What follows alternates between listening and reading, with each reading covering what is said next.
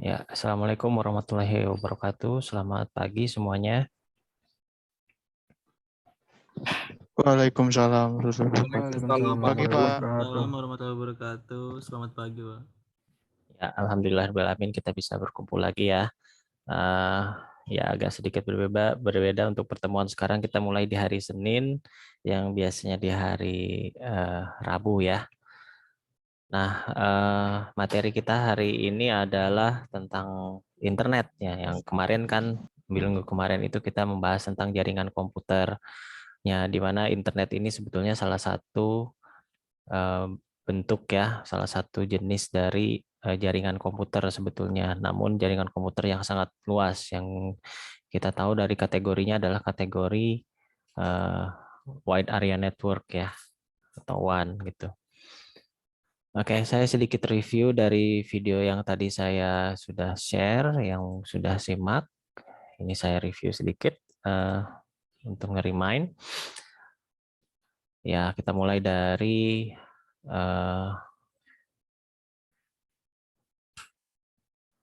pengertian internet ini ya. Nah, di sini sebetulnya penamaan internet itu merupakan singkatan dari interconnected network ya, yaitu sebuah jaringan komputer yang menghubungkan antar komputer secara global. Jadi sini kan jadi pengertiannya saja sudah merupakan sebuah jaringan komputer gitu ya. Sebuah jaringan komputer berarti kan memang penjelasan yang minggu kemarin itu adalah lanjutan dari materi yang minggu kemarin berupa jaringan komputer, dan ini adalah yang lebih spesifik ya, lebih spesifik ya, itu berupa internet. Lalu internet juga ada yang memberikan pengertian adalah kumpulan dari beberapa komputer ya, tentunya sama-sama saja dengan jaringan komputer yang bahkan bisa mencapai jutaan komputer di seluruh dunia yang saling berhubungan dan terkoneksi satu sama lainnya. Nah, agar komputer bisa saling terkoneksi sama lainnya, maka diperlukan media yang saling menghubungkan antar komputer. Nah, media itu bisa menggunakan kabel, serat optik, satelit ya, atau bisa juga dengan sambungan telepon ya, seperti itu. Nah, kemudian ya ini juga ada lagi, kita masih berbicara tentang pengertian internet, nah, singkatan interconnected network ya. Nah, ini menggunakan paket protokol TCP/IP ya, TCP/IP. Nah, TCP/IP itu sejenis protokol yang yang memiliki aturan untuk konektivitas antar komputernya gitu. Lalu ada juga di sini jaringan private, public, akademik ya, itu juga sama. Nah, terus ada juga pengertian internet membawa beragam sumber layanan informasi seperti hypertext yang saling berkaitan dan aplikasi World Wide Web. Nah, World Wide Web ini sebetulnya salah satu aplikasi ya, salah satu aplikasi dari internet, karena internet itu sendiri kan tadi pengertiannya adalah jaringan komputer gitu. Nah, sementara World Wide Web, web atau website atau web page gitu, itu salah satu dari aplikasi yang kita gunakan. Ada juga seperti email, email juga itu protokolnya berbeda ya. Lalu bisa telepon melalui internet gitu, lalu bisa sharing file atau melalui FTP ya, file transfer protokol. Nah, itu juga bisa kita lakukan. Nah, selanjutnya kita masuk ke sejarah internet ya. Nah, sejarahnya itu berupa dari sini ya, yang pernah dijelaskan di pengertian di materi sebelumnya tentang dari Department of Defense Amerika sejak tahun 1969. Proyek lembaganya ARPA terus mengembangkan ARPANET, Advanced Research Project Agency. Di sini komputernya berbasis Unix ya. Nah, ini sebetulnya masih jaringannya masih belum mengglobal begitu. Terus kita lanjut lagi, di sini juga ada ya penjelasan tentang pada saat itu Departemen Amerika ya, US Department of Defense membuat jaringan komputer tersebar menghubungkan komputer vital mengatasi masalah-masalah serangan nuklir dan untuk menghindari terjadinya informasi terpusat. Dan apabila terjadi perang maka dapat mudah dihancurkan. Jadi mereka membuat jaringan komputer itu untuk recovery data sebetulnya ya, disaster recovery data. Jadi menyimpan beberapa data-data penting di server yang tersebar. Jadi tujuan awalnya seperti itu ketika ARPANET dibentuk ya, gitu. Lalu selanjutnya ya dari pengertian yang awal ini ya. Nah, masuk ke ARPANET itu sendiri. Nah, ini ada sedikit ilustrasi.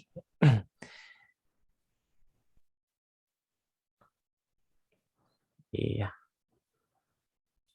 Ada sedikit ilustrasi di mana perkembangan si ARPANET itu terjadi mulai dari Stanford Research Institute ya, lalu University of California, Santa Barbara, lalu University of Utah. Jadi di sini awalnya di empat perguruan tinggi ini ya digabungkan.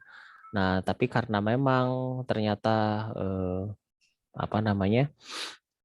ternyata dia sangat berguna dan sangat bermanfaat, dan akhirnya mulai digunakan oleh publik ya, karena memang awalnya yang mengembangkan itu bukan pihak militer sebetulnya. Jadi kayak tetap dari pihak saintis ya, pihak ilmuwan yang bekerja sama dengan militer begitu.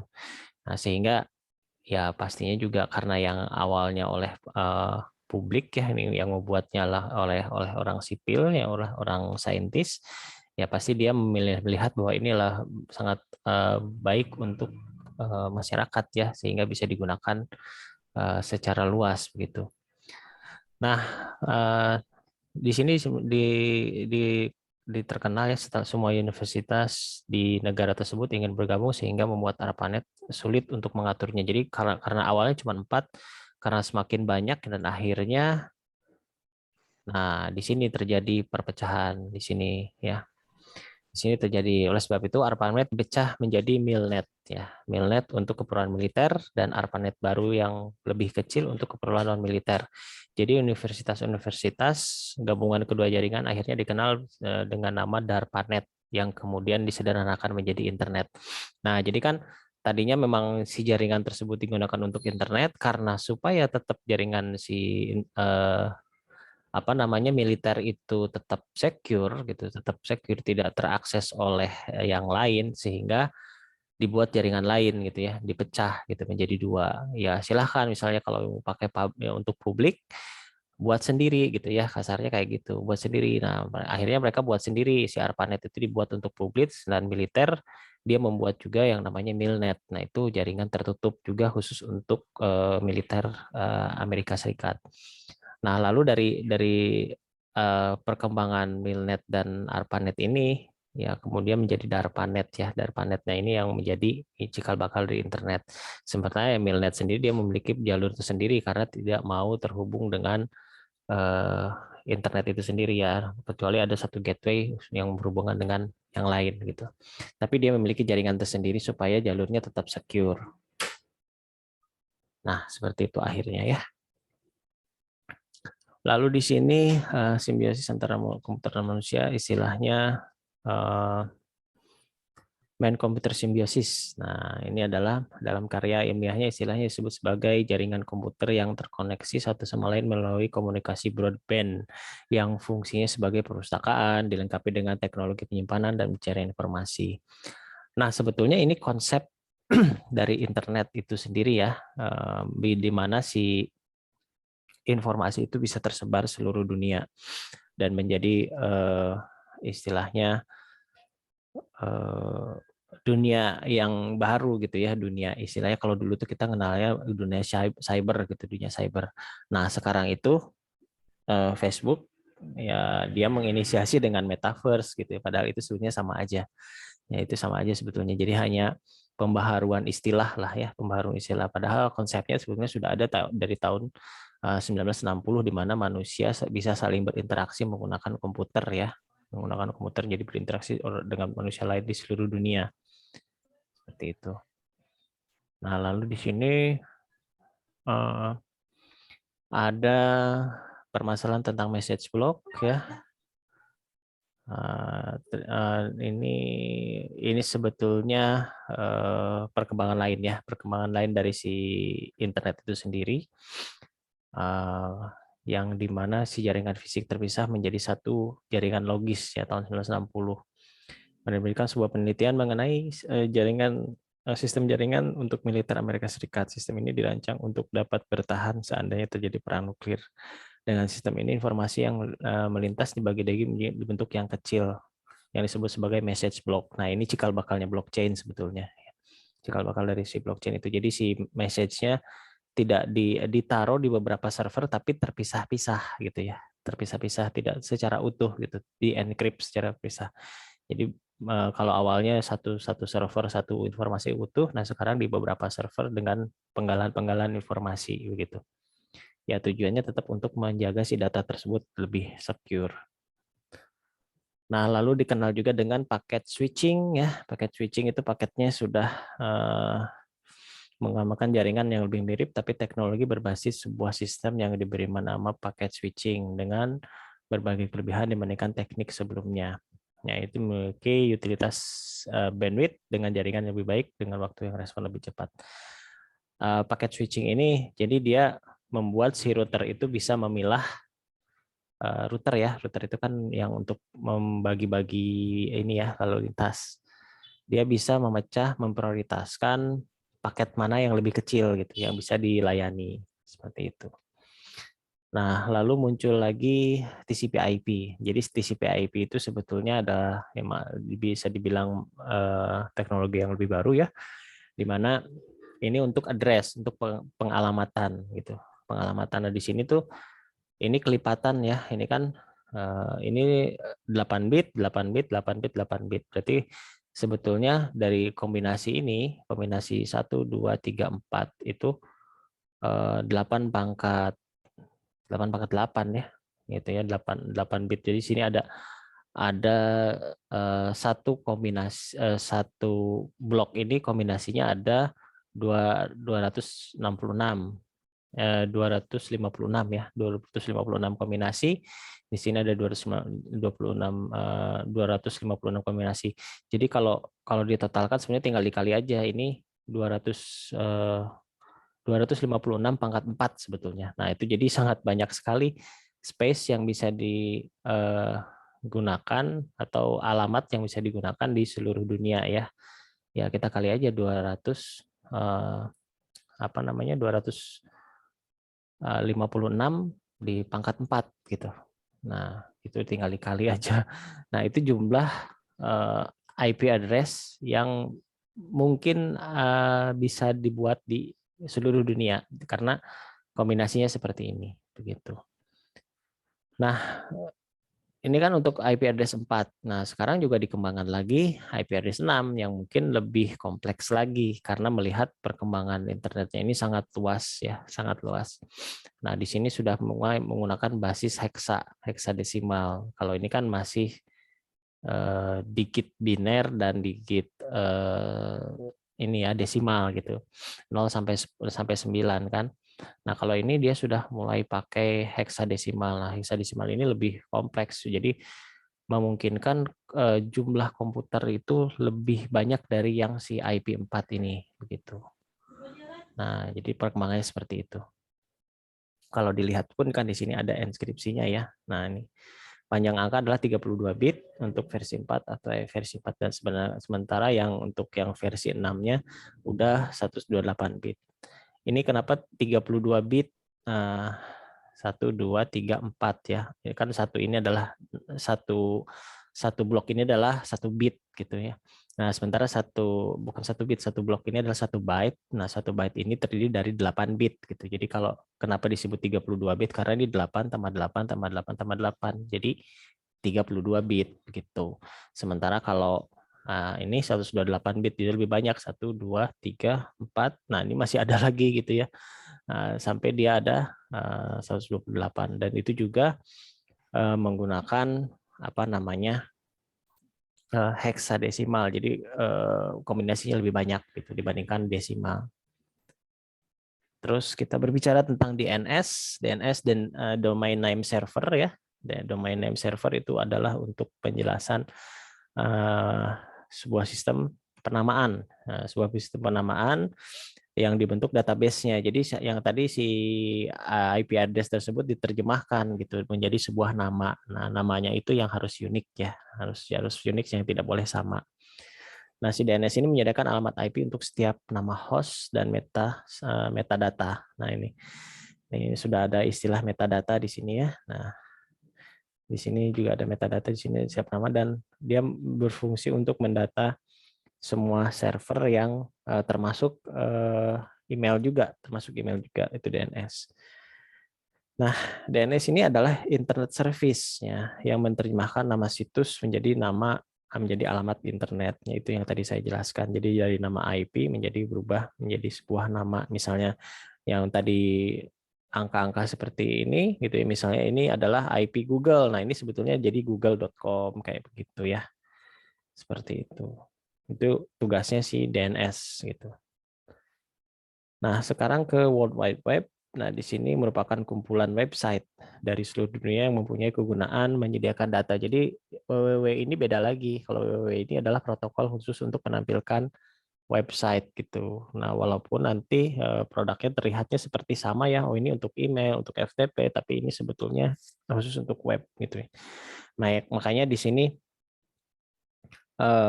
kenapa di awal-awal gitu ya pembuatan website itu selalu ada tulisan www gitu ya, World Wide Web itu. Tapi sekarang sih mulai sudah tidak pada menggunakan itu gitu karena itu sudah dianggap sebagai hal yang wajar seperti itu.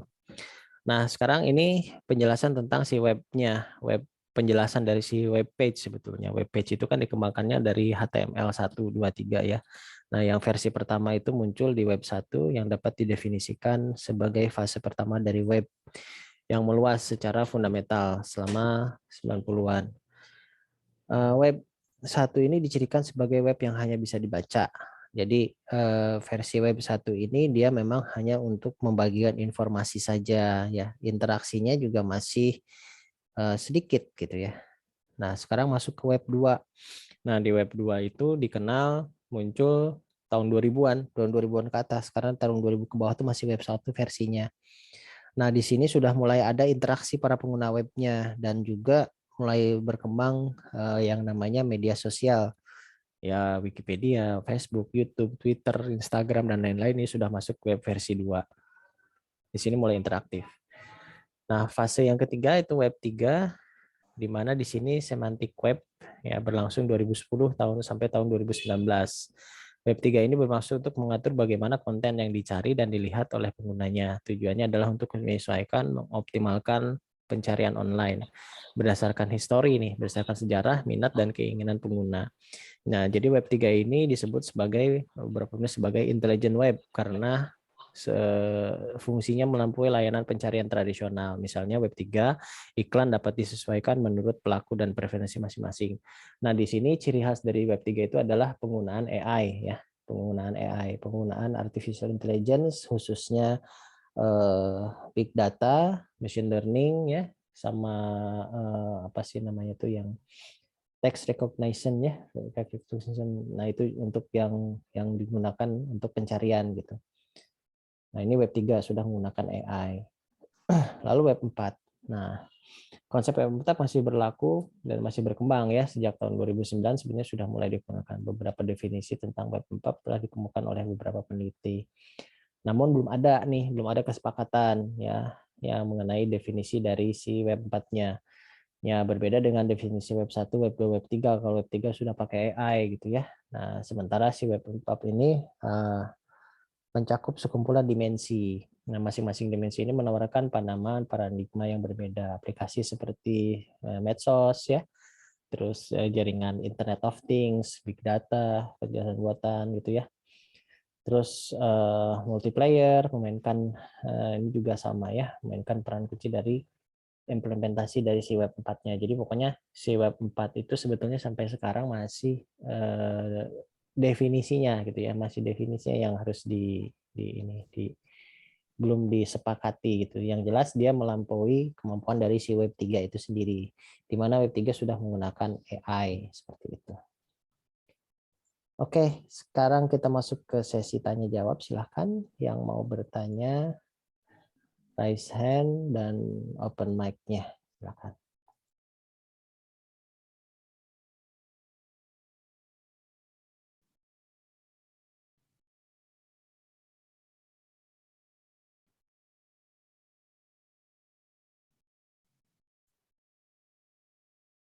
Ya, ada yang mau bertanya? Silahkan.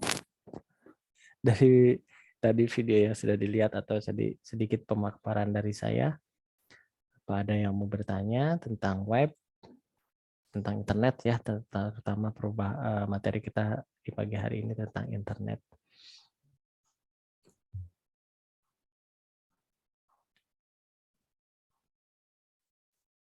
Itu Satria udah ngeluarin anduk basah aja di kepala itu. Materinya terlalu berat gitu.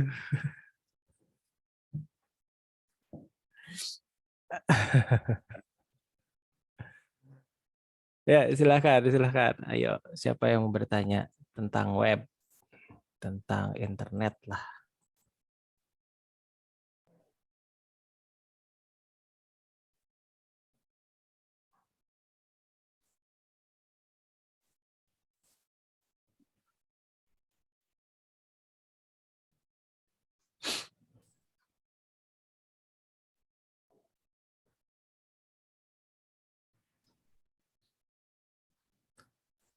Ya, nggak ada yang nanya nih. Pada paham semua tentang internet? Oke. Mantap kalau bisa paham. Berarti nanti gampang ya untuk ini.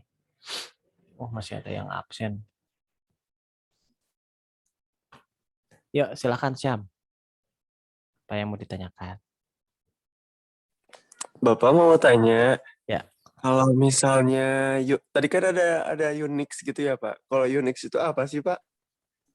Unix itu sistem operasi ya. Sistem operasi selain Windows sebetulnya.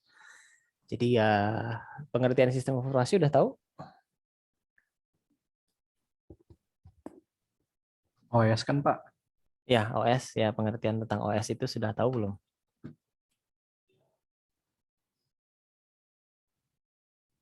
Ayo, ada yang tahu nggak OS itu apa? Apa bedanya dengan aplikasi biasa?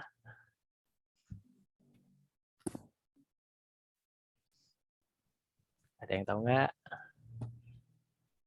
Ada yang bisa jelasin nggak? Apa itu OS? Operating System.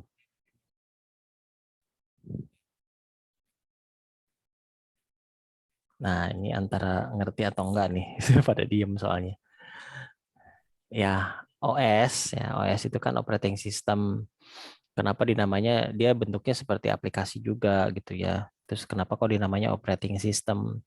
Karena si aplikasi itu, si operating system itu kan berupa aplikasi yang menghubungkan antara hardware gitu ya, antara hardware dengan si orangnya, dengan komputernya, dengan orangnya, jangan si brainware-nya. Jadi si software yang layer pertama gitu ya, layer pertama yang berhubungan dengan hardware gitu. Nah, itu si OS itu sendiri. Nah, OS ini dia mengatur penggunaan input output ya. Input output di sini inputannya seperti keyboard, mouse gitu ya. Nah, itu atau paket data yang masuk dari network. Nah, itu diatur oleh OS, operating system, di mana nanti didistribusikan ke aplikasi-aplikasi yang ada di dalam OS-nya gitu. Aplikasinya kan macam-macam di dalam OS. Kalau contohnya kalau di Windows ya aplikasi seperti Word untuk mengetik, berarti kan untuk ditampilkan di layarnya gimana. Nah, itu juga diatur oleh OS-nya. Nah, OS ini, operating system ini itu banyak yang mengembangkan gitu. Banyak yang mengembangkan ya, salah satunya Unix. Nah, Unix itu yang mengembangkan itu adalah sebuah komunitas open source gitu, Unix itu. Kenapa dibuat open source? Karena memang tujuannya adalah supaya perkembangannya lebih cepat gitu. Karena kalau prinsipnya open source itu semua orang bisa berkontribusi untuk mengembangkan si OS itu sendiri. Lalu Kalau Windows bagaimana? Windows juga sama, itu adalah salah satu operating system yang dibuat oleh Microsoft. Ada juga OS Tiger ya. OS Tiger itu yang dikembangkan oleh Macintosh gitu. Nah, macam-macam. Nah, Unix itu sendiri dia menciptakan varian-varian yang dikembangkan oleh beberapa orang juga, beberapa kelompok orang. Ada Linux ya, Linux itu salah satu dari variannya Unix, tapi dia base-nya gitu ya. Istilahnya mah turunannya lah, keturunan dari si Unix itu sendiri. Ada Linux, ada Debian, ada BOS, ada SUSE, ada Slackware, macam-macam ya. Bahkan ada Ubuntu, terus ada juga yang orang Indonesia bikin Linux Merdeka gitu ya, bisa bikin sendiri. Nah, itu yang berkembang di komunitas open source karena semuanya bisa ikut serta, ikut andil dalam pengembangan si OS itu sendiri, seperti itu. Nah, awal-awal ketika internet atau jaringan komputer itu dikembangkan, itu masih menggunakan operating system Unix ya. Nah, makanya kenapa Unix itu berkembang di networkingnya sangat pesat karena memang awalnya itu menggunakan Unix gitu. Beda dengan Windows. Jadi si Windows itu dia apa namanya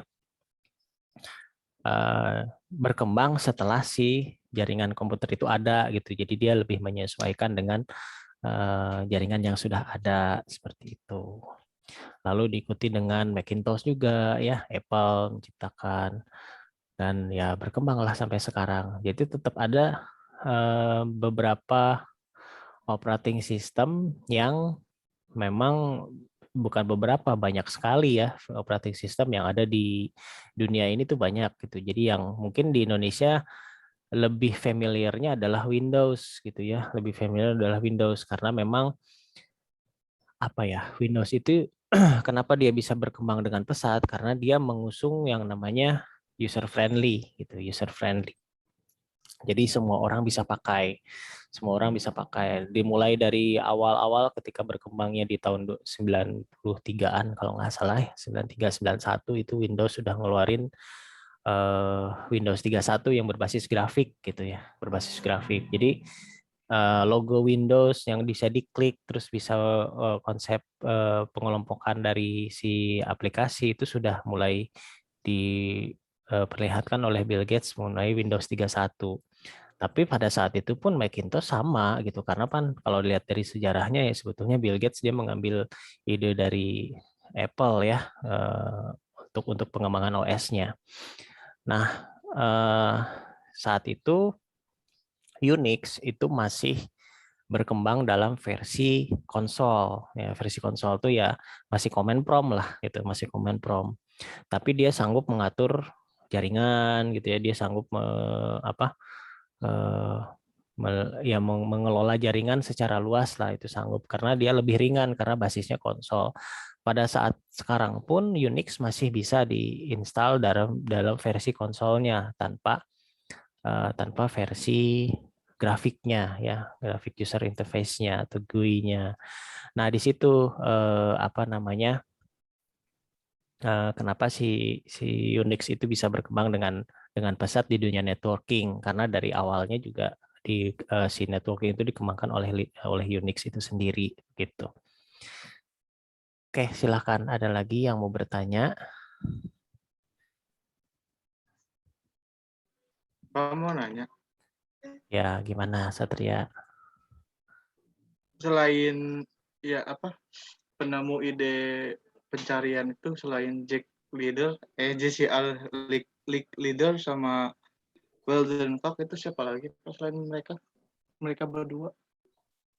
Penemu Google Ada ya. ada lagi nggak Pak selain mereka berdua gitu yang apa Se- idenya gitu? ide untuk searching. Nah, Sebetulnya diawali dari mereka, tapi banyak ya. Nah, penemu Google sudah tahu siapa?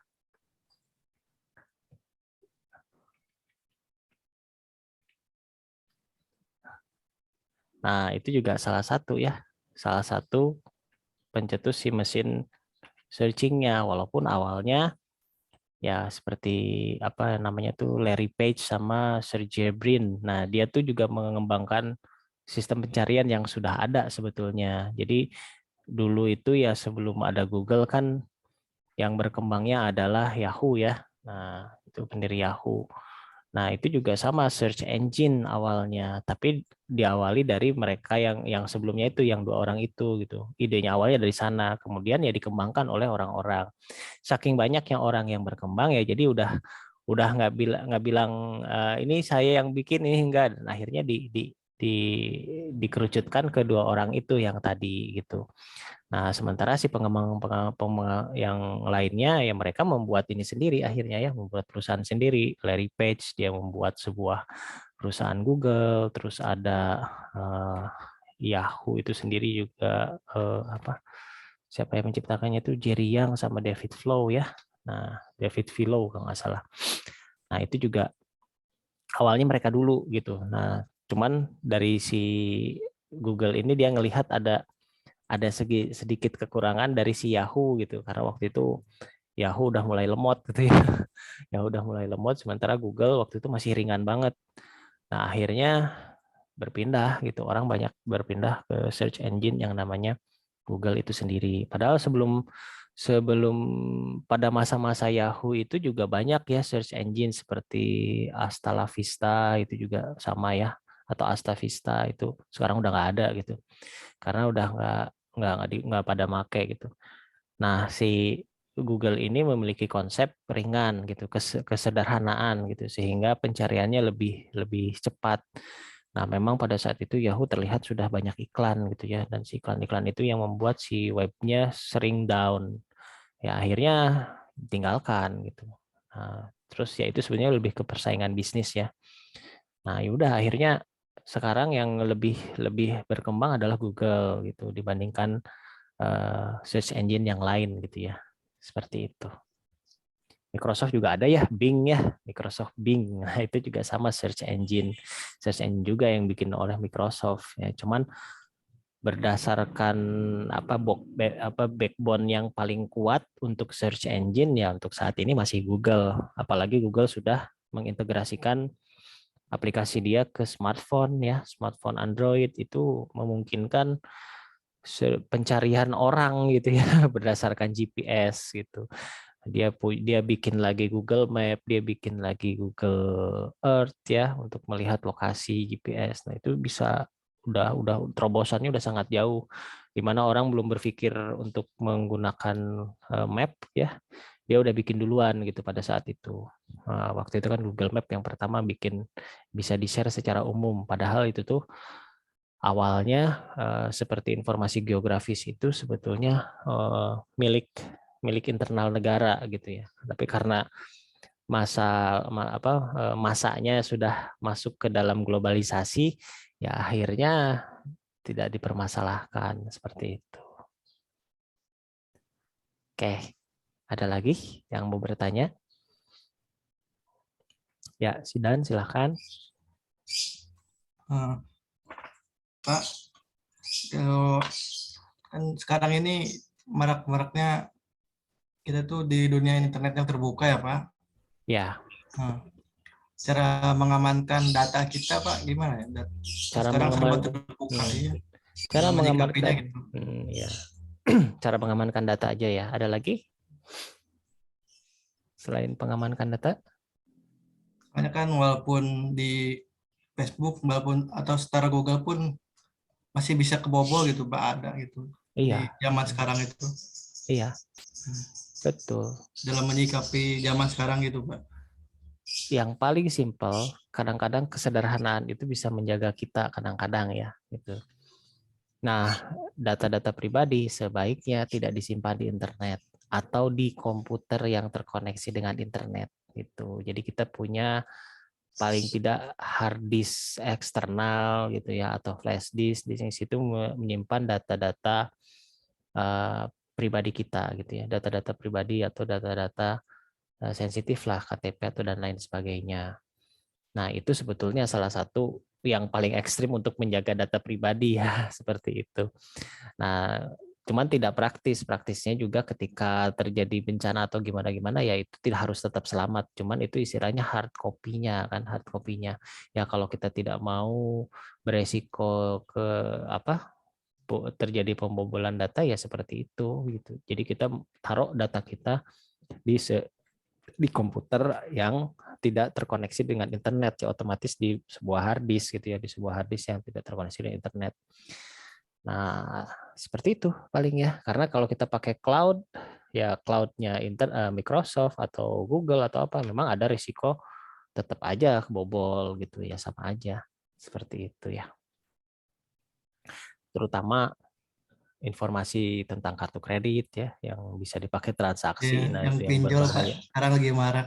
Nah, itu sih sebetulnya pinter-pinternya kita jangan memilah instalasi gitu, instalasi komputer, instalasi di smartphone, karena apalagi ya pinjol ya, aduh itu apa ya, ya namanya mereka bisnis gitu ya, mereka cari uang gitu, gimana pun caranya gitu kan. Nah, cuman masalahnya mereka sudah kadang-kadang sudah melewati batas etika sebetulnya ya. Nah, walaupun secara di atas kertas itu sah-sah aja karena memang belum ada yang mengatur itu gitu. Cuman secara moral udah rusak gitu kan ya.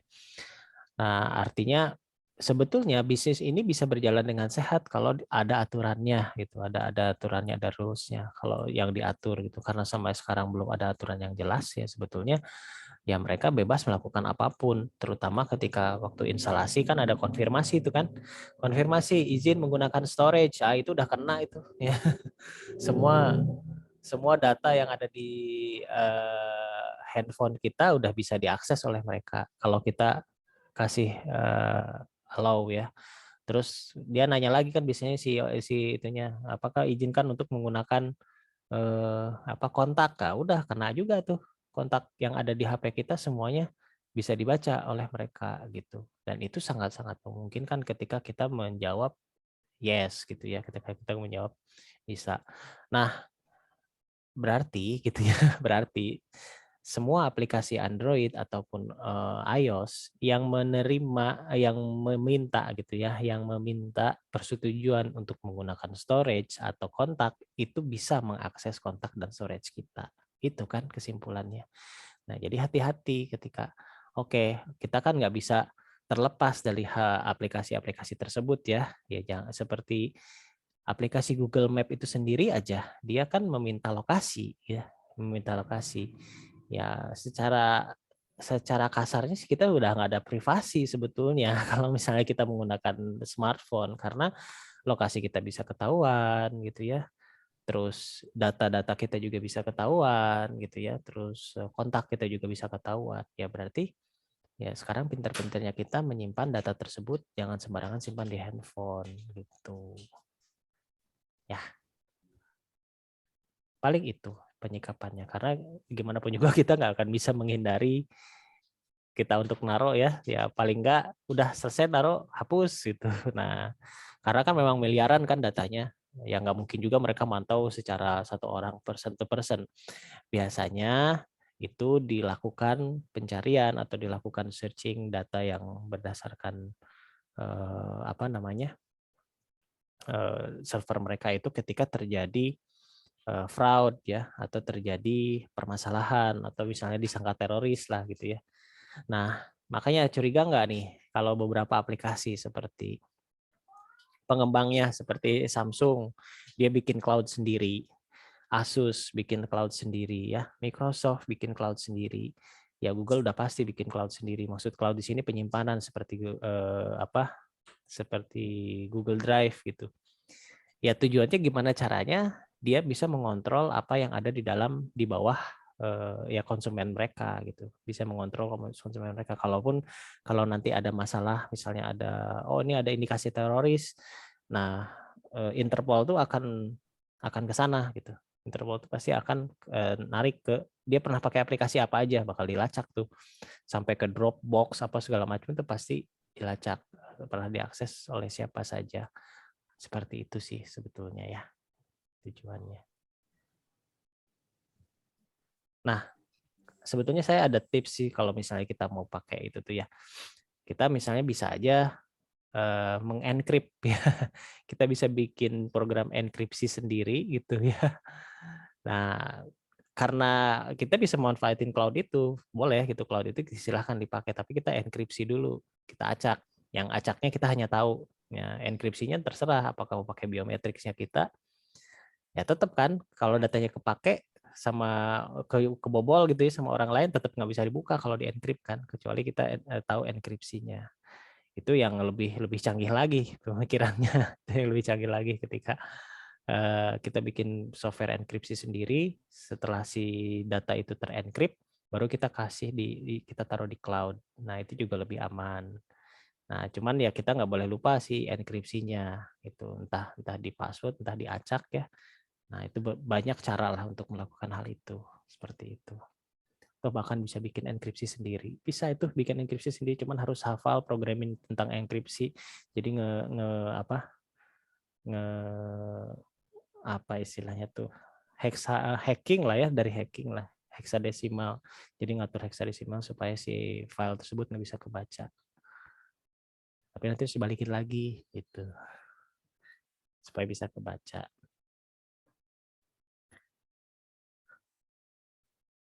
Oke, ada lagi yang mau bertanya?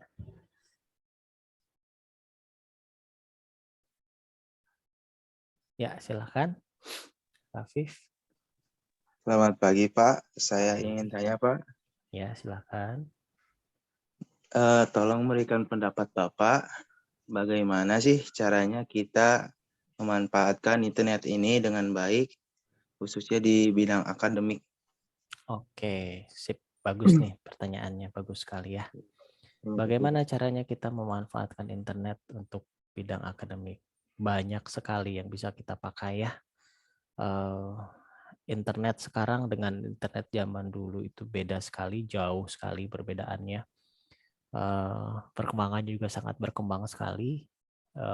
Segala jenis ilmu tuh ada gitu di internet. Nah, cara memanfaatkannya ya kita pilih sesuai dengan minatnya kita. Nah, itu kuncinya ya. Kita masing-masing orang memiliki minat dan bakat yang berbeda gitu ya. Memiliki minat dan bakat yang berbeda. Nah, di situ kita bisa kembangkan. Melalui internet ini kita memiliki resource yang ada di seluruh dunia sebetulnya ya, ada di seluruh dunia yang ada di bumi ini ya. Ini skupnya masih bumi ini, bukan galaksi ini ya. Nah, semua informasi yang ada di bumi ini itu terkoneksi dengan internet sebagian besar karena ada hal-hal lain juga yang tidak bisa ditemukan di internet. Tapi kalau untuk media pembelajaran itu sudah sangat baik sekali ya di internet, resource yang kita temukan itu segala macam ada, dari mulai keilmuan yang sederhana, minat, bakat itu bisa kita cari. Nah, kita tinggal pilih apa yang kita inginkan. Misalnya kita contoh ya, misalnya, wah saya sangat berminat di bidang video editing misalnya. Nah, coba di internet itu ada forum ya, forum untuk video editing. Terus ada tutorial-tutorial tentang pengambilan video editing seperti apa. Nah, proses pembelajarannya itu jauh lebih cepat dibandingkan internet beberapa tahun yang lalu. Ketika saya mencari resource itu masih berkembangnya orang dalam bentuk bahasa Inggris gitu ya. Jadi orang-orang luar yang masih nge-share.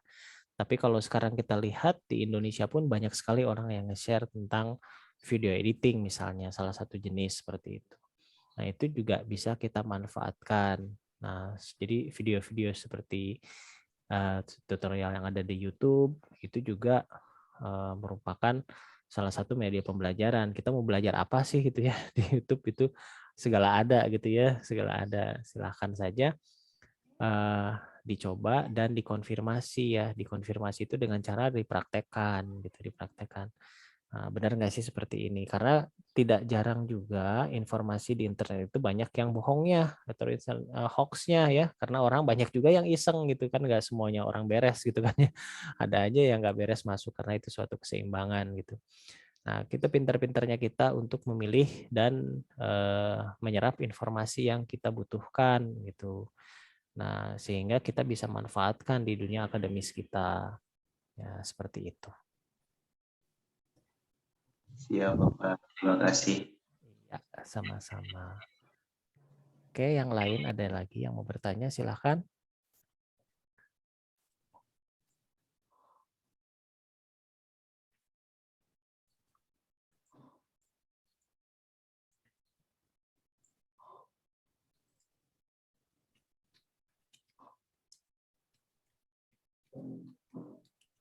Siapa izin bertanya?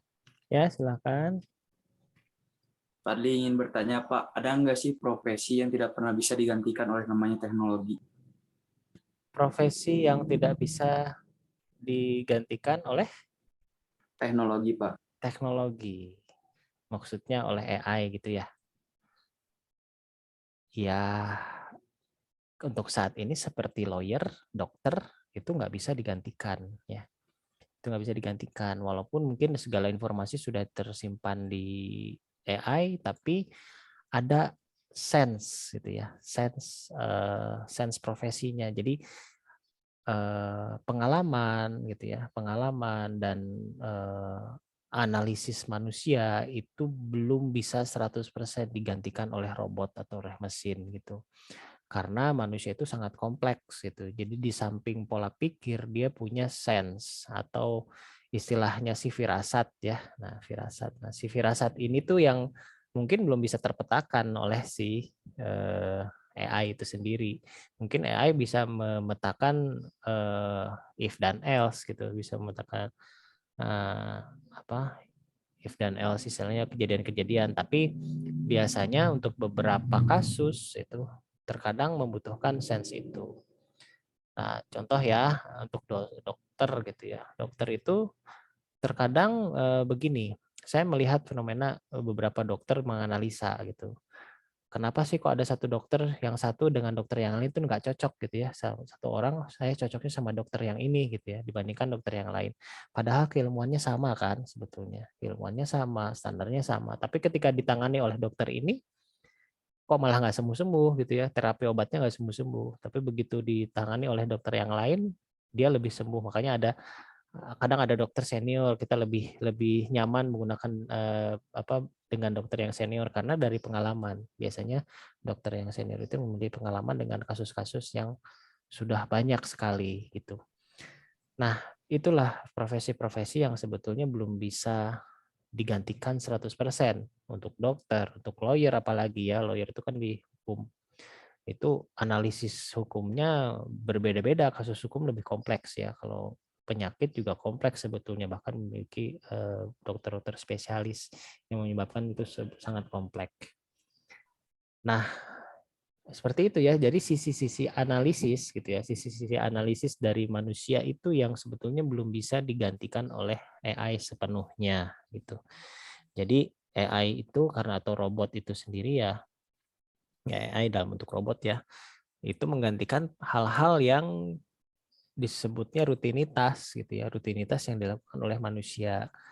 Nah, sementara hal-hal yang khusus gitu ya, hal-hal yang khusus, hal-hal yang bersifat unik itu kadang-kadang masih hanya bisa ditangani oleh si manusia itu sendiri, seperti itu. Oke. Baik, Pak. Terima kasih. Baik. Ada lagi yang mau tanyakan?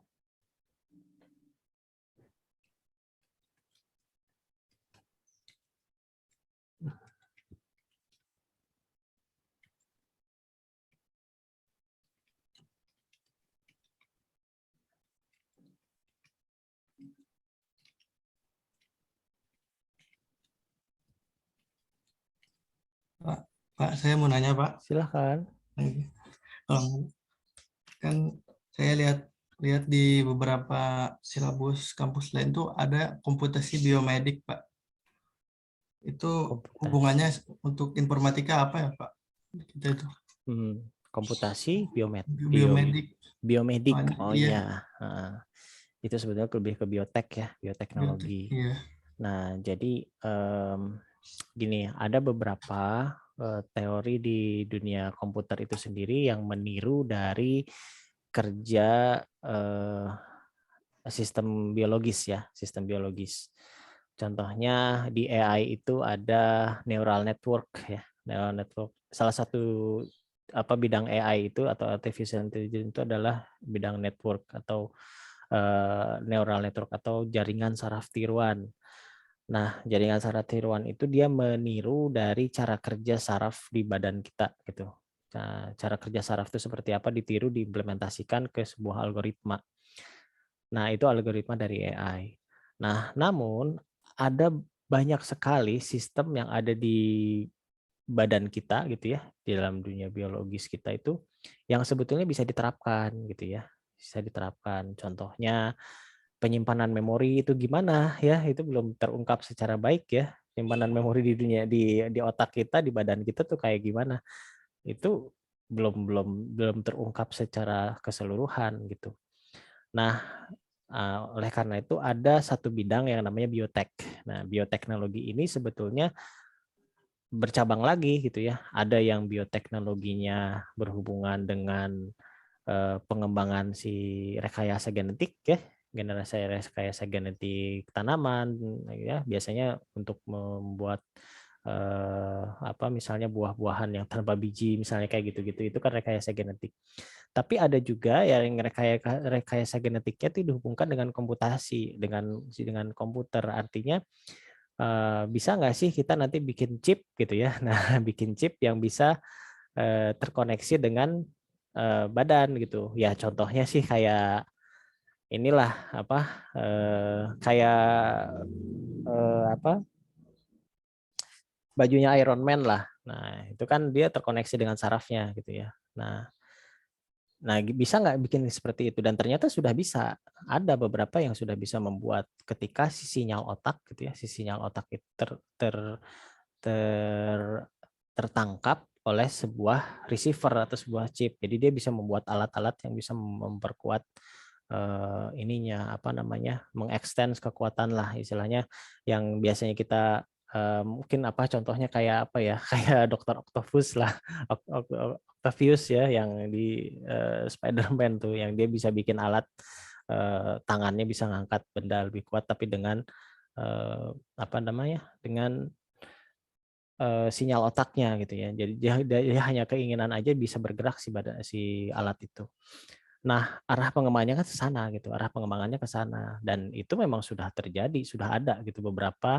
Silakan ya lari di YouTube ya, silakan cari beberapa referensi yang memang ternyata pengembangan antara penangkapan sinyal otak itu sudah mulai berkembang gitu.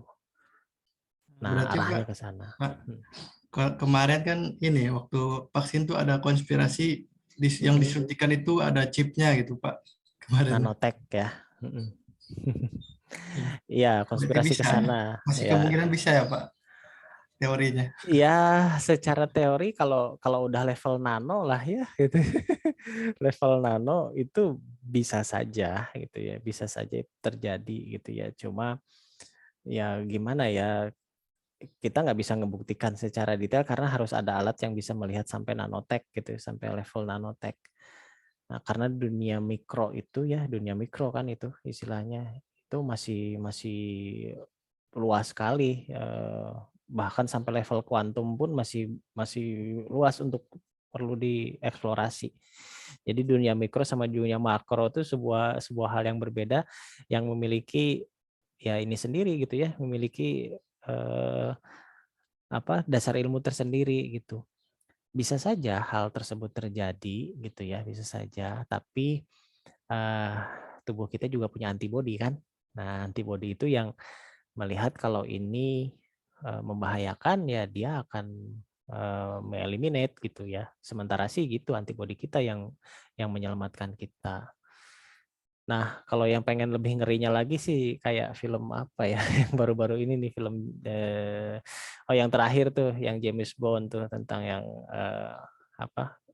yang terakhir. Nah, itu tentang si nanotech. Nah, itu lebih mengerikan lagi tuh, nanotechnya bisa ngebaca DNA. Bisa saja kayak gitu. Jadi si DNA-nya dipetakan, jadi ngebunuh orang tuh bisa milih-milih, pokoknya yang DNA-nya kayak gini satu keturunan bisa mati. Wah, itu suatu ide yang sangat berbahaya dan difilmkan gitu ya, difilmkan.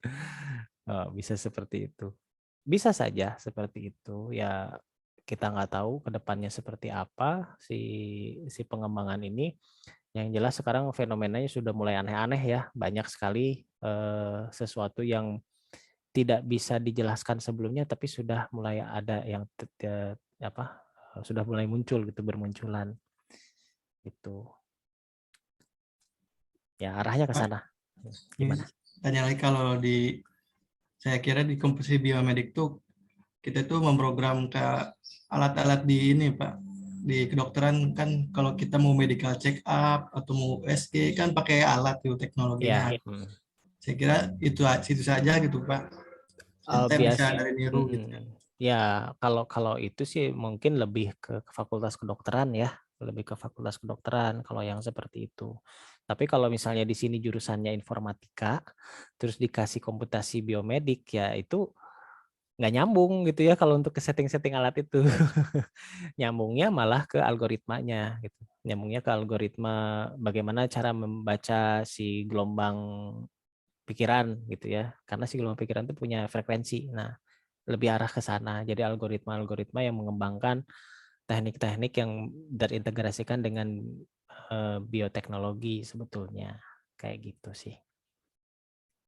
Kalau dari kita mungkin instalasi programnya mungkin ya Pak. Bukan hanya instalasi program, tapi lebih ke algoritma ya, algoritma pemrograman. Jadi kita bisa bikin program gitu, bisa bikin program yang mungkin untuk mengatur alat-alat medis gitu. Jadi bikin programnya gitu, logika si programnya. Nah, pembahasan tentang algoritma itu sendiri kan macam-macam ya, walaupun ya sekarang kan di semester 1 belajarnya tentang algoritma ya dasar pemrograman. Nah, itu disebutnya dasar pemrograman, baru belajar if dan else gitu. Tapi kalau udah sampai ke komputasi itu algoritmanya udah beda gitu, udah mulai melibatkan perhitungan matematis gitu ya. Itu yang lumayan kompleks lah. Ya jangankan sampai sana ya, perhitungan neural network juga udah ngejelimet sebetulnya ya kalau kita nggak fokus mempelajarinya gitu. Nah, seperti itu ya.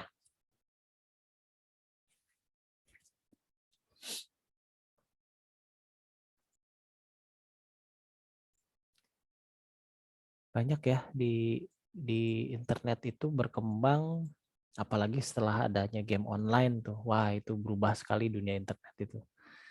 Jadi benar-benar punya dunia sendiri gitu. Orang tuh bisa punya alter ego gitu. Punya alter ego di dunia realnya seperti apa, ngaku cewek gitu ya. Aslinya sih cowok gitu. Itu terjadi gitu kan. Ya, atau sebaliknya gitu kan. Ya awalnya cuma iseng-iseng kan untuk main game, tapi kelamaan malah jadi beneran gitu. Nah, akhirnya jadi alter ego. Hati-hati ya kayak gitu. Nah, ya sekarang banyaklah pengaruh internet terhadap dunia kita tuh istilahnya bisa dibilang keseharian kita tuh tidak terlepas dari internet sebetulnya ya. Ya handphone kita aja terkoneksi dengan internet. Kalau dulu enggak gitu ya. Dulu tuh kita masih mikir mau pakai paket data atau enggak, bisa diaktifin bisa enggak. Kalau sekarang aktif terus gitu kan. Karena takut ada update apa WA segala macam. Dulu enggak gitu kan. Kita ketinggalan handphone aja santai aja gitu ya. Ketinggalan di rumah atau gimana, nanti juga pas dilihat oh ini ada pesan. Sekarang udah nggak bisa gitu, tiap detik tiap menit seolah-olah kita sendiri yang sangat ketergantungan terhadap si smartphone itu sendiri ya. Nah, padahal jangan lupa smartphone itu fungsinya untuk membantu proses kita bekerja ya, proses kita bekerja atau proses kita menjalani kehidupan. Jadi jangan dibalik ya, jangan sampai kitanya yang kecanduan gitu ya. Seperti itu. Oke, ada lagi yang mau bertanya? Silahkan. Ya, untuk selanjutnya ini kan kita sekarang di pertemuan ke-11 ya. Nah, memang ya selanjutnya kita akan di hari Senin terus ya, karena memang hari Rabu itu hektik banget sayanya nggak bisa ini beberapa minggu ini kerepotan terus ya. Jadi Makanya saya putuskan udah kita pindahkan aja ke hari ini gitu, ke hari yang lain selain hari Rabu gitu. Ya ke hari Senin saja. Nah, nanti mungkin saya akan urus ke akademik supaya jadi permanen saja ini perpindahannya. Yang penting tetap perkuliahan itu berjalan dengan baik ya, seperti itu sih tujuannya. Oke, ada lagi yang mau bertanya? Pak mau nanya Pak. Silahkan dari Aru. Nah, ini masih tentang OS ya Pak. Ya, Kan itu kan ada OS, macOS, sama Windows gitu kan Pak. ya. Kalau misalnya kan OS dari macOS itu kan dari Apple ya Pak. Nah, kenapa itu kelebihan dari kekurangan dari macOS itu apa gitu Pak? Kan harganya itu kan lebih tinggi dari sistem Windows gitu, dari sistem apanya gitu ya Pak. Nah, kan macOS itu kan harus sama barangnya gitu kan Pak, kayak laptop gitu. Harganya juga lebih tinggi daripada komputer yang OS-nya Windows. Itu teh kelebihan sama kelebihannya apa gitu Pak? Terima kasih Pak. Oke, ya. Ya, sebentar. Kelebihan dari macOS ya. Oke, nah kelebihan dari macOS itu dia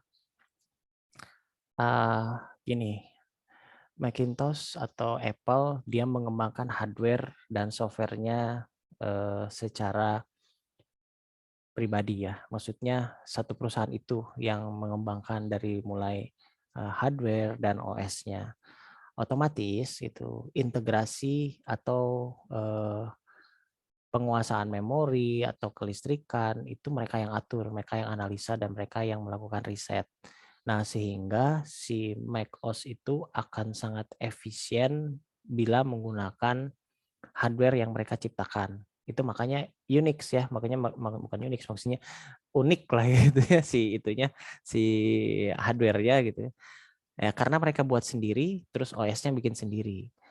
Nah, OS mereka itu tidak bisa digunakan di komputer yang lain gitu ya, di komputer yang lain, di hardware yang lain. Sempat beberapa waktu yang lalu macOS bisa diinstal Windows gitu ya, bisa diinstal Windows. Maksudnya hardware dari Macintosh itu bisa diinstal Windows. Tapi hasilnya ternyata jauh sekali gitu ya ininya performance-nya sangat berbeda dengan macOS itu sendiri gitu ya. Si macOS itu sendiri yang menggunakan si hardware yang diciptakan oleh si macOS. Nah, jadi kalau ditanya kelebihan dan kekurangannya apa? Ya dia memiliki ciri khas tersendiri bagi hardware-nya dia gitu ya. Bagi hardware-nya dia. Jadi bagi hardware-nya dia itu sangat kompatibel. Nah, kita lihat deh. Coba bandingkan harga ini aja, harga notebook aja ya, harga MacBook sama harga MacBook yang sebanding gitu, misalnya yang MacBook Air kalau nggak salah sekitar 15 juta ya, 15 juta dengan laptop yang harganya 15 juta, bandingkan coba speknya. Nah, kalau yang Macintosh itu speknya pasti di bawah dibandingkan yang lain. Jadi kesannya sepertinya lebih mahal gitu kan ya, lebih mahal. Tapi ketika dilakukan tes, ternyata jauh lebih tinggi kemampuan dari si Macintosh-nya. Nah, itu yang bisa membedakan. Kenapa? Karena dia pakai OS sendiri gitu dibandingkan sama yang Windows. Nah, Windows dia mengembangkan bagaimana caranya ya si aplikasi ini bisa dipakai oleh semua vendor gitu ya, vendor-vendor IBM. Nah, otomatis yang mengembangkan hardware-nya itu banyak ya, tidak satu orang. Ada Nvidia ya kalau untuk chipset VGA, ada si Intel ya untuk prosesornya, ada AMD gitu kan, AMD Ryzen yang sekarang dikenal itu salah satu vendor-vendor yang mengembangkan si komputer IBM sebetulnya, grupnya komputer IBM. Nah, sementara Macintosh atau Apple dia punya ini sendiri, punya brand sendiri, dia nggak mau ada intervensi dari yang lain. Kalaupun dia kerjasama dengan vendor yang lain, pasti diganti ininya brandnya karena mereka pasti memodifikasi dulu Mereka memodifikasi lalu mereka buat untuk mereka sendiri. Akhirnya kan mereka bikin prosesor sendiri kan, Apple itu kalau nggak salah M1 tuh prosesornya namanya. Nah itu beda di varian dengan pasaran dan itu tidak bisa disamakan dengan AMD atau Intel karena memang apa ya, nggak bisa disandingkan karena OS-nya aja beda gitu ya, OS-nya aja beda. Nah, kalau mau disandingkan itu dengan OS yang sama. Jadi istilah benchmarking hardware itu nggak bisa dilakukan oleh Macintosh gitu karena mereka memiliki varian yang berbeda dengan varian yang lain. Nah, itu yang bisa dikatakan kelebihan dan kekurangannya. Ya, kelebihannya yaitu dia sangat kompatibel dengan hardware-nya gitu ya. Ya kekurangannya dia eksklusif dan mahal tentunya ya. Dia eksklusif, keeksklusifan dan mahal itu ya terbayar dengan performance yang mereka tawarkan. Mereka bisa membuktikan dengan spek yang di bawah dengan harga yang sama itu bisa mengalahkan yang lain gitu ya. Yang lain dengan spek harga yang sama. Coba ya lihat spek harga laptop 15 juta dengan spek harga Macintosh yang 15 juta. Bikin benchmark itu pasti lebih tingginya Macintosh karena dari sisi efisiensinya lebih tinggi gitu. Nah di sini, tapi kalau dari sisi harga ya, nah kalau yang tadi yang Windows ataupun Linux gitu ya, nah itu dikembangkan dengan berbagai hardware gitu. Nah variasi dari hardware itulah yang kadang-kadang ya bridge-nya kan beda-beda ya. Bridge setiap hardware itu kan beda-beda. Kode-kode hardware-nya itu kan beda-beda. Nah, itu yang menyebabkan mungkin optimasi dari si OS itu tidak maksimal begitu. Nah, itu ya. Jadi analisanya seperti itu kalau melihat kok kelihatannya sih lebih mahal ya, memang mahal sih, tapi kalau dilihat-lihat dari hasil benchmark-nya ternyata malah lebih tinggi gitu ya. Ya silakan aja dilakukan riset ya. Kalau selama ini yang saya riset, saya lihatnya seperti itu gitu ya. Ya kok di bawah speknya dengan harga segini gitu ya. Dengan harga 15 juta mending saya beli laptop ini. Ya nggak apa-apa, itu pilihan pada akhirnya ya. Itu pada akhirnya pilihan. Ya silakan. Begitu. Pak, Ya. juga kan kalau misalnya software pada macOS itu kan itu cuman sedikit ya dibandingkan Windows. Itu teh kenapa ya Pak? Kan apa itu teh dikhususin atau gimana gitu Pak? Iya, khususan dari si macOS itu sendiri. Kan dulu kayak browsernya aja ya, browsernya kan Safari ya. Kalau Macintosh itu kan Safari. Nah, dia beda sendiri kan dengan yang lain gitu. Nah, ternyata karena si produk web itu sama gitu ya. Produk web kan sama nih di seluruh dunia ya, tampilannya kayak gitu-gitu juga based on HTML lah gitu ya. Based on HTML. Ya, tetap dia nggak bisa mengeksklusifkan diri pada akhirnya ya untuk beberapa aplikasi. Nah, untuk beberapa aplikasi makanya beberapa aplikasi di Macintosh itu dia memiliki yang versi Macintosh-nya gitu ya. Bahkan seperti Word juga udah ada versi Macintosh-nya kan ya. Versi Apple gitu. Word versi Apple. Nah, supaya ya tetap si OS-nya tetap dipakai gitu, tetap dipakai. Cuman ada beberapa aplikasi yang memang khusus berada di Apple gitu ya, yang buatan dari si Apple itu sendiri, yang tidak memungkinkan untuk dipakai di Windows gitu. Ada yang seperti itu. Ya tujuannya untuk eksklusivitas. Jadi lebih eksklusif, lebih maksimal dalam proses penggunaan si aplikasinya. Nah, dulu tuh Macintosh itu banyak orang pakai dari orang-orang desain sih ya, orang-orang DKV, orang desain komunikasi visual. Itu lebih banyak menggunakan komputer itu karena dari sisi pemrosesan gambar, video gitu ya, itu Macintosh lebih maju kalau nggak salah dibandingkan dengan versi Windows. Jadi versi Windows itu dia malah lebih membutuhkan budget lebih besar dibandingkan Macintosh. Jadi kayak komputer harga 15 jutanya Macintosh itu setara dengan harga 25 atau 30 jutanya yang versi Windows gitu. Nah, kemampuan kerjanya. Nah, dulu ya, zaman dulu seperti itu. Jadi orang lebih cenderung daripada investasinya lebih besar, lebih baik investasinya udah di Macintosh tapi belajar ke sana. Dan ternyata memang kalau di luar negeri, di Singapura, di Amerika itu lebih perusahaan-perusahaan desain itu lebih banyak menggunakan Macintosh gitu. Lebih populernya Macintosh gitu karena dilihat dari segi efisiensi penggunaan memorinya lebih baik gitu. Nah, sementara Windows itu dia mengejar pasarnya bukan pasar kalangan itu gitu ya, tapi kalangan yang lebih banyak gitu, kalangan umum yang lebih banyak. Jadi ada istilah slogannya tuh mereka gimana caranya ibu-ibu rumah tangga gitu ya bisa pakai komputer. Nah, itu Windows tuh slogannya kayak gitu. Jadi dia bikin si Windows itu ini mungkin segampang mungkin gitu ya. Tapi ada yang dikorbankan. Dikorbannya apa? Dikorbankannya adalah tingkat kompatibilitas dengan hardware karena hardware-nya banyak yang bervariasi kan. Hardware-nya sangat bervariasi sehingga membutuhkan OS yang ya kompatibilitasnya juga nggak bisa 100% seperti yang dibangun oleh si perusahaannya gitu. Nah, saya kasih contoh lagi kayak selain Macintosh ya, selain Apple, Microsoft itu sendiri juga dia sudah membuat komputernya sendiri sebetulnya ya. Cuman kita nggak sadar. Nah, tapi dalam bentuk game, dalam bentuk game konsol itu Xbox. Nah, Xbox itu sebenarnya komputer gitu, komputer hardware yang dibangun oleh Microsoft. Nah, itu bandingin deh itu. Nah, itu baru bisa dibandingin. Jadi dia bikin hardware-nya sendiri, bikin OS-nya sendiri, terus diperuntukkan untuk game. Coba komputer biasa yang Windows, kita pencet aja resetnya bolak-balik gitu ya. Pasti yang rusak hard disk kan.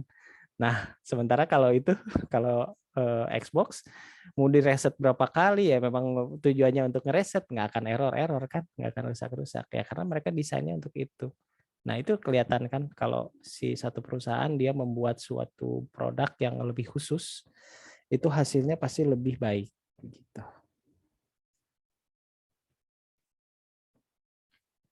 Ya, seperti itu ya penjelasannya.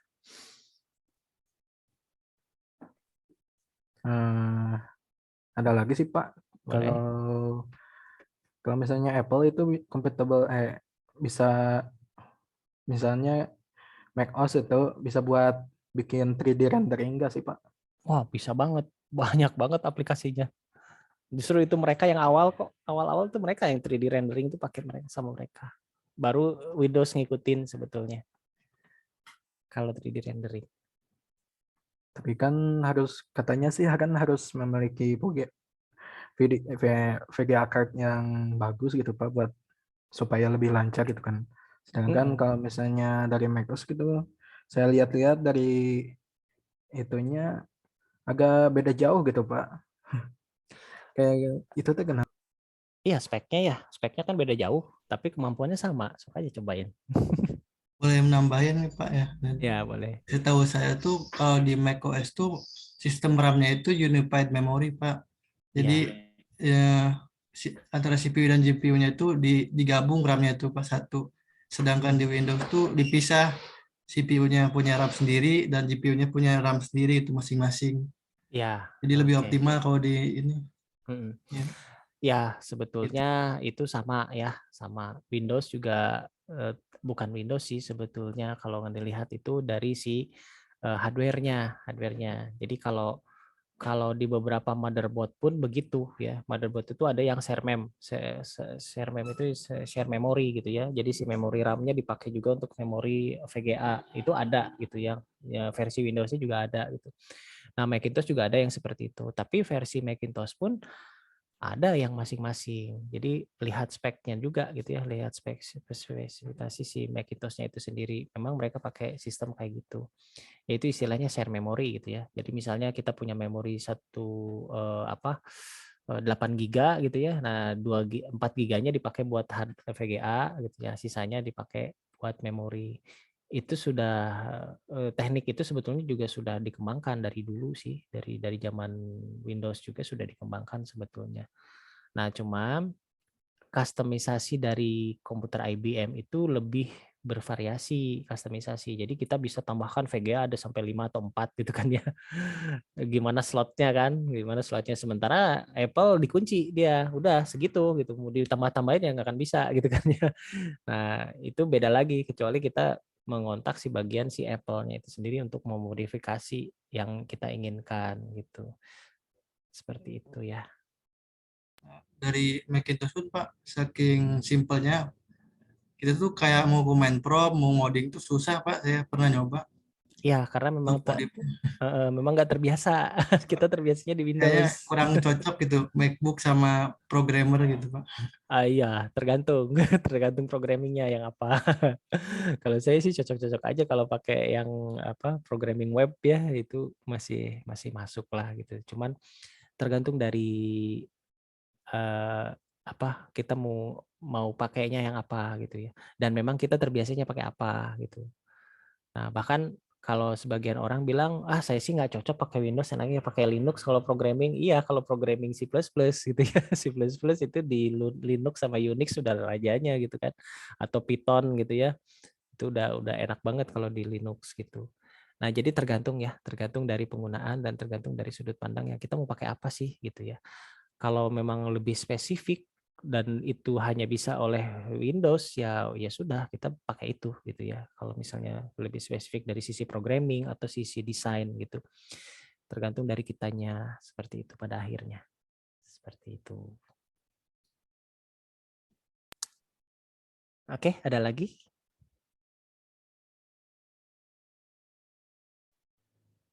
Ya, oke. Sepertinya sudah lewat juga ya waktu kita nih, sudah mulai habis. Kita screenshot dulu ya yang hadir di pagi hari ini.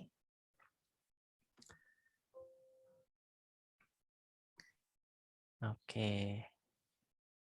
Seru ya diskusi kita di pagi hari ini tentang internet. Memang jadi kemana-mana internet karena dunia internet ini hampir tidak terlepas dari kehidupan kita hari ini. Oke, siap ya. Kita screenshot. Baik. 1, 2, 3.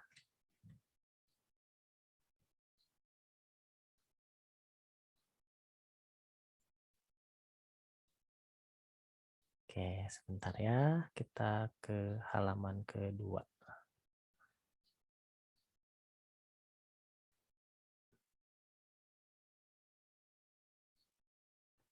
Oke, siap ya. 1, 2, 3.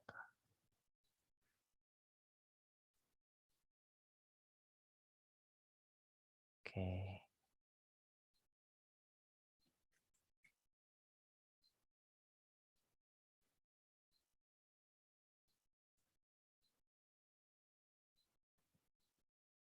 Oke, kita tutup saja perkuliahan kita di pagi hari ini ya. Nanti sampai ketemu lagi di minggu depan lagi di hari Senin. Jadi kita jadwalnya sekarang fix setiap hari Senin pagi ya.